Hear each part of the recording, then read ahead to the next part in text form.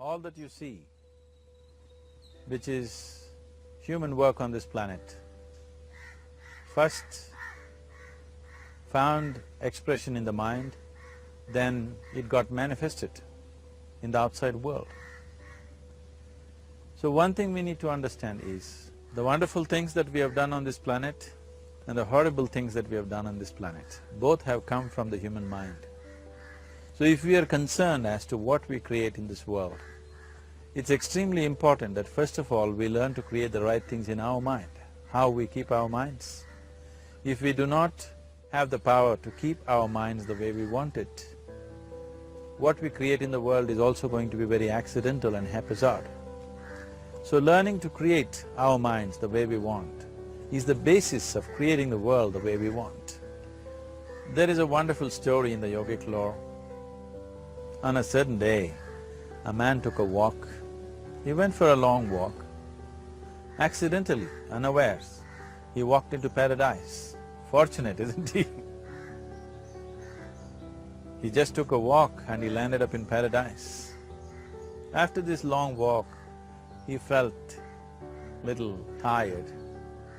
So he thought, oh, I'm tired, I wish I could rest somewhere. He looked around, there was a nice tree, underneath which there was very cushiony grass. So it was inviting. He went and put his head down there and slept. After a few hours he woke up,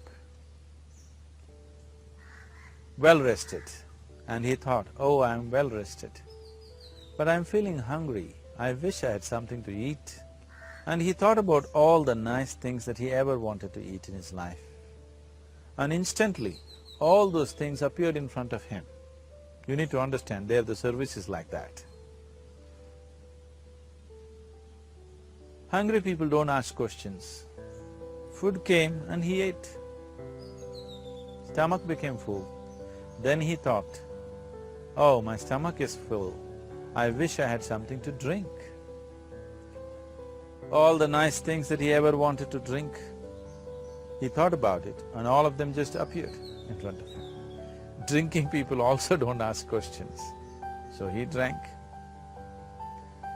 Now with a little bit of alcohol in him, you know Charles Darwin told you, all of you are monkeys, your tail fell away. Not me, Charles Darwin told you that you were all monkeys and your tail fell away and then you became human. Yes, definitely the tail fell away, but the monkey… In yoga, we always refer to an unestablished mind as markata, which means a monkey. Why we are referring to the mind as a monkey is, what are the qualities of a monkey? One thing about a monkey is, it's unnecessary movement. And another thing about the monkey is, if I say you're monkeying somebody, what does it mean? Imitation. Monkey and imitation have become synonymous. So these two essential qualities of a monkey are very much the qualities of an unestablished mind. Unnecessary movement, you don't have to learn it from the monkey, you can teach it to the monkey. And imitation is full-time job of the mind. So when these two qualities are on, a mind is referred to as a monkey. So this monkey became active within him. He just looked around, thought, what the hell is happening here? I asked for food, food came. I asked for drink, drink came. There must be ghosts around here, and ghosts came. Oh, the ghosts have come, they're going to surround me and torture me, he thought. Immediately the ghosts surrounded him and started torturing him. Then he started screaming in pain and said, oh, they're going to kill me, and he died. Just now he said he's a fortunate being. The problem is he was sitting under a kalpa vriksha or a wishing tree. He asked for food, food came, he asked for drink, drink came, he asked for ghost, ghost came, he asked for torture, torture came, he asked for death, death happened. Now don't go looking for these kalpa vrikshas in the forest. You can barely find a tree these days.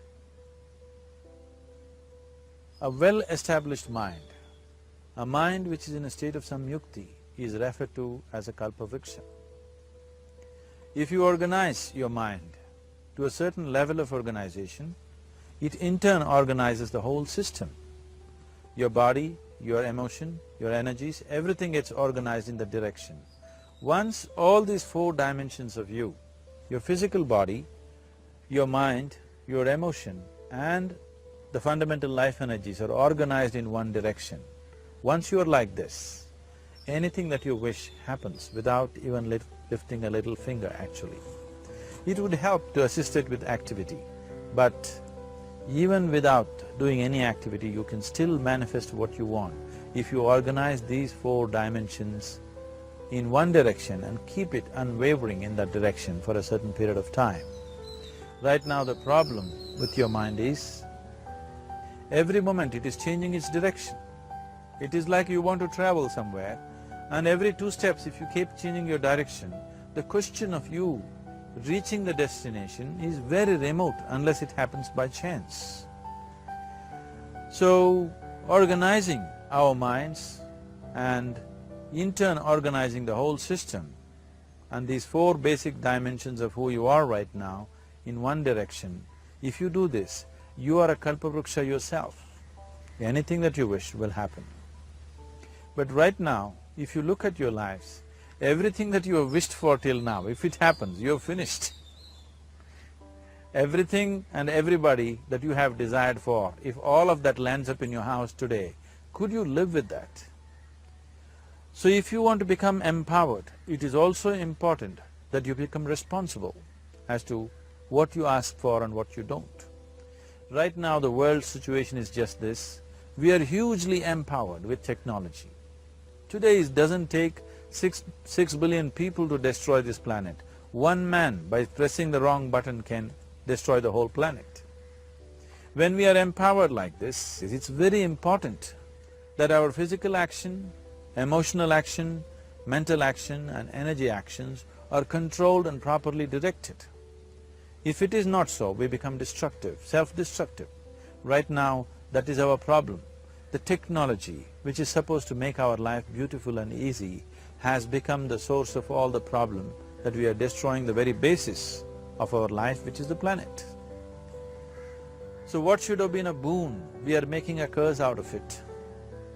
What has brought incredible levels of comfort and convenience to us in the last 100 years or so has also become a threat to our life simply because we are not conscious action, we are in a compulsive state of action. So organizing our minds fundamentally means moving from a compulsive state of activity to a conscious state of activity. You might have heard of people for whom they asked for something and beyond all expectations it came true for them. Generally this happens to people who are in faith. Now, let's say you want to build a house. If you start thinking, oh, I want to build a house, to build a house I need 50 lakhs, but I have only 50 rupees in my pocket, not possible, not possible, not possible. The moment you say not possible, you are also saying I don't want it. So on one level you're creating a desire that you want something, on another level you're saying I don't want it. So in this conflict, it may not happen. Someone who has some faith in a god or in a temple or whatever, who is simple-minded. Faith works only for those people who are simple-minded. Thinking people, people who are too much thinking, for them it never works. A childlike person who has a simple faith in his god or his temple or whatever, he goes to the temple and says, Shiva, I want a house. I don't know how, you must make it for me. Now in his mind there are no negative thoughts. Will it happen? Will it not happen? Is it possible? Is it not possible? These things are completely removed by this simple act of faith. Now he believes Shiva will do it for him and it will happen.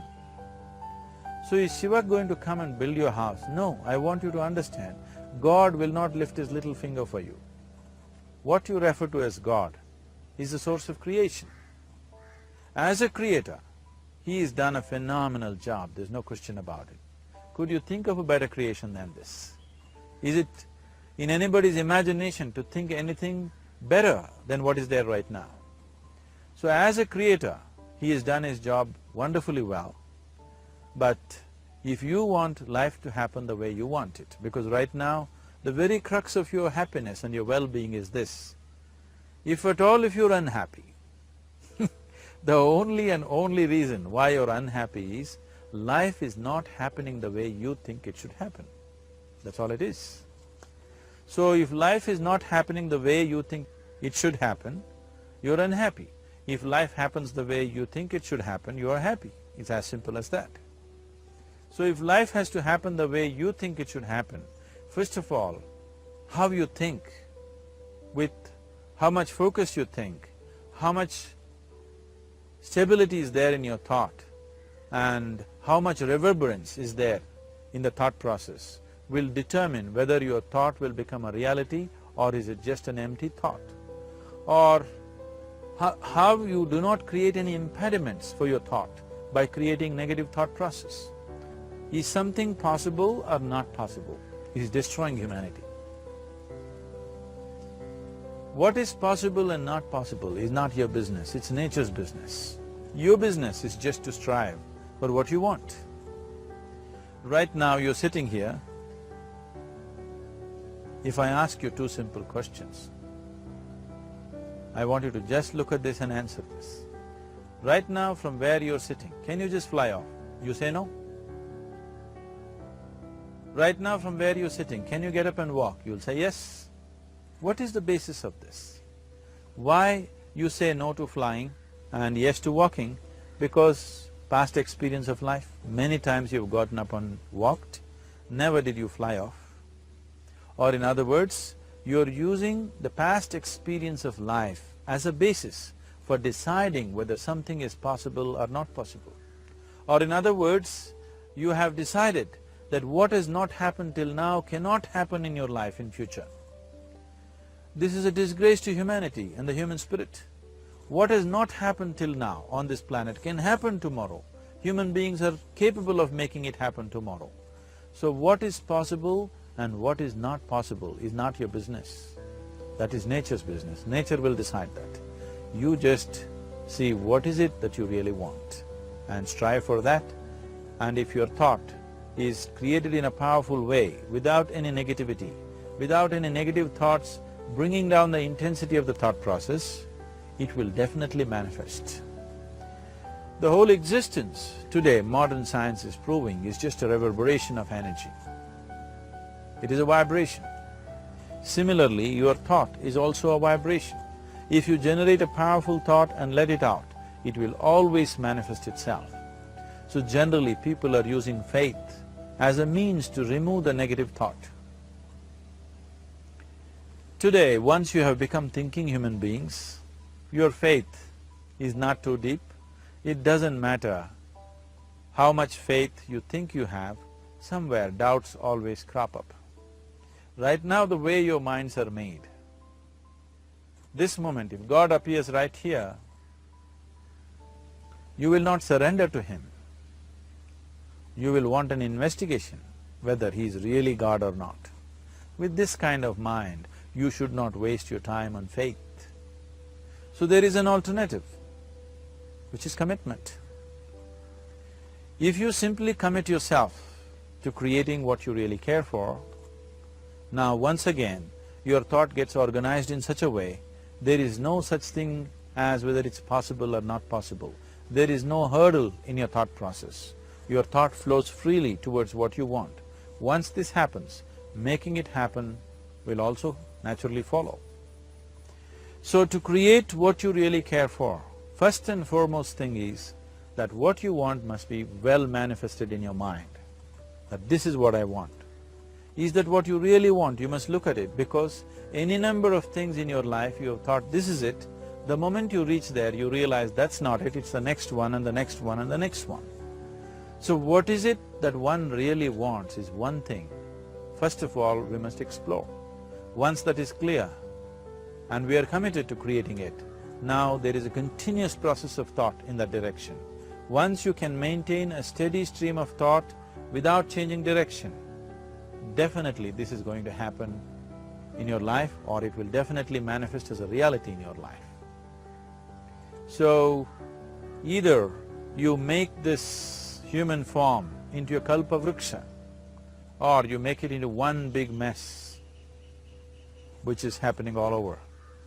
One reason why we have not created the kind of world that all of us would want to live in is, too many people are busy looking up. Too many people are interested in other planets, they are not interested in this planet. For every aspect of their life, they're checking out with other planets. And further, too many people are in service of heaven, they're not on service of this earth. I think right now we need people who are in service of this earth, not heaven. I believe if heaven is closer to divine than where we are, if that is so, I believe they're a little more organized than us, they don't need help from us. This has been a major problem on the planet. Anything that is valuable for a human being, anything that is good, the highest aspects of human life have unfortunately been exported to heaven. For example, if you say love, people say God is loving. We do not know whether God is loving or not. Human beings are capable of love. It is very, very important that people understand human beings are capable of love, human beings are capable of compassion, human beings are capable of joy and blissfulness. All the good things that are possible for a human being, unfortunately have been exported to heaven. If we want to create the kind of world that we want to, we need to understand whatever you refer to as God, the idea of God has entered our mind only because we have seen creation around us. Because there is creation, we have assumed a creator. God is a great creator. What you refer to as God is a source of creation. That source of creation has not failed us, has done a fantastic job. But now the question is about management. If you want to leave the management in the hands of the Creator, He will manage it in His own way, according to His agenda. But that's not what you want. You want life to happen the way you want it. Now, for example, let's say all of you here are the India soccer team for the next World Cup, and I am the coach. So these next 4 years, everything that you need to know about football is taught to you. Everything that I know about football is poured into you in so many ways. Now, the time to play the match has come. You're on the field and the ball comes near your foot, but you look at me, then it's no good. You've seen those coaches sitting there and boiling, nothing happens. Because now, once you're on the field, it's your job. So this is the same thing. The Creator has done a fantastic job. Now you're here. It is for you and me to see how to manage this, how we want it, how to keep this world, how, in what condition would all of us enjoy it best is something that we have to look at. So at every stage in our life, we tend to think, this is it. If this one thing happens, everything will be fine with my life. You reach there and you realize that's not it, and you postpone it to something else and something else. This is going on. The first and foremost thing is, you must be clear what is it that you really want. If you do not know what you want, the question of creating it doesn't arise. If you look at what you really want, what every human being wants is, he wants to live joyfully, he wants to live peacefully. In terms of his relationships, he wants it to be loving and affectionate. Or in other words, all that any human being is seeking for is pleasantness within himself, pleasantness around him. If this pleasantness, if it happens in our body, we call this health and pleasure. If it happens in our mind, we call this peace and joy. If it happens in our emotion, we call this love and compassion. If it happens in our energy, we call this blissfulness and ecstasy. This is all that a human being is looking for. Whether he is going to his office to work, he wants to make money, build a career, build a family, he sits in the bar, sits in the temple, he is still looking for the same thing. Pleasantness within, pleasantness around. If this is what we want to create, I think it's time we addressed it directly and commit ourselves to creating it. So you want to create yourself as a peaceful human being, joyful human being, loving human being, a pleasant human being on all levels. And do you also want a world like this? A peaceful world, a loving world, a joyful world? No, I want greenery, I want food. When we say a joyful world, that means everything that you want has happened. So this is all that you're looking for. So all that you need to do is commit yourself to creating it, to create a peaceful, joyful and loving world, both for yourself and everybody around you. Every day in the morning, if you start your day with this simple thought in your mind, that today, wherever I go, I will create a peaceful, loving and joyful world. If you fall down 100 times in the day, what does it matter? For a committed man, there is no such thing as failure. If you fall down 100 times, 100 lessons to be learnt. If you commit yourself like this to creating what you really care for, now your mind gets organized. Once your mind gets organized, the way you think is the way you feel, your emotion will get organized.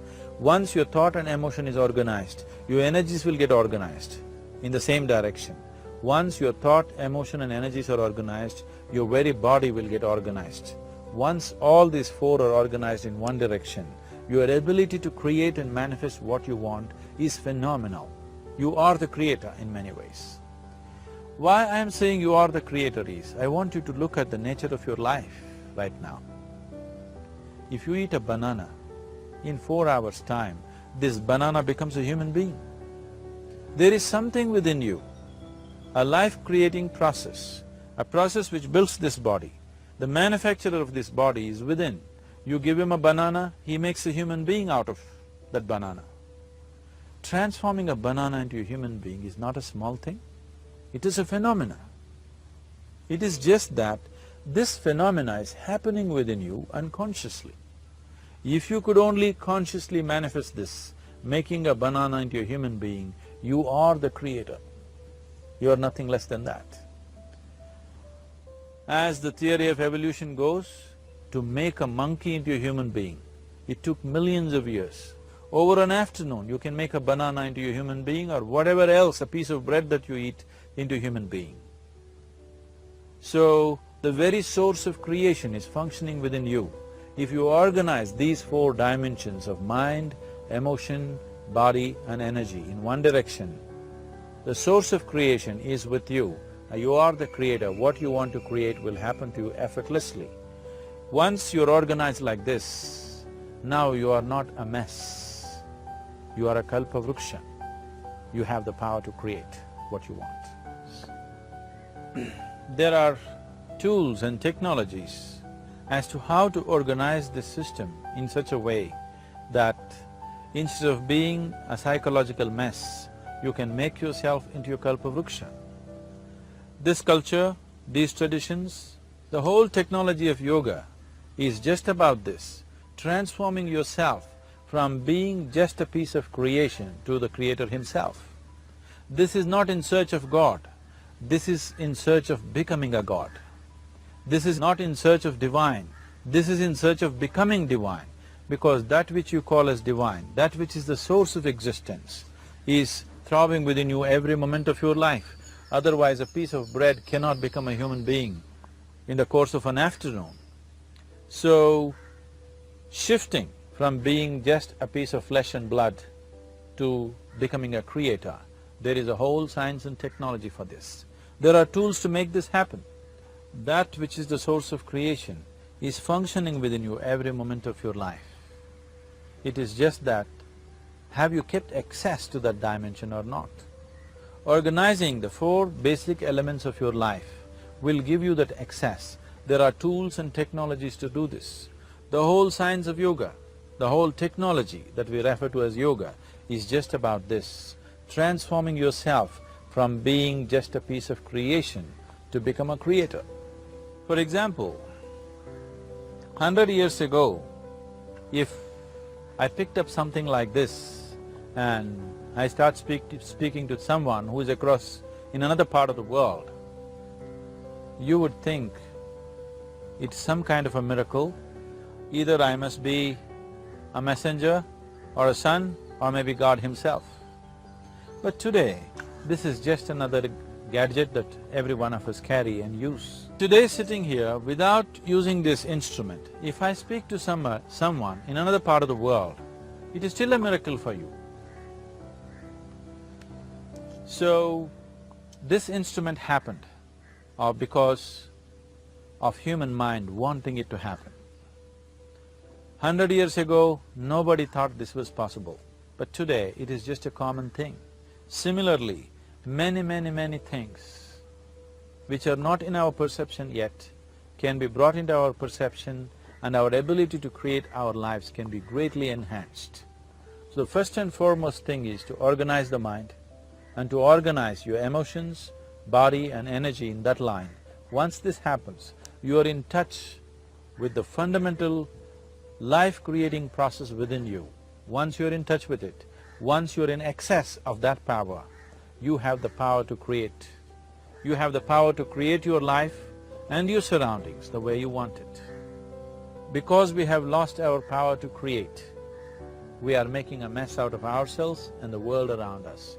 If we operated as the true creator, as it is operating within us, creating this body for us, if we could create our lives with the same sense of organization and sense of purpose, this world and the human being would be in a completely different state. It is my wish and my blessing that every human being in this world should have this access to the source of creation within himself so that he can function here as a creator, not just as a piece of creation.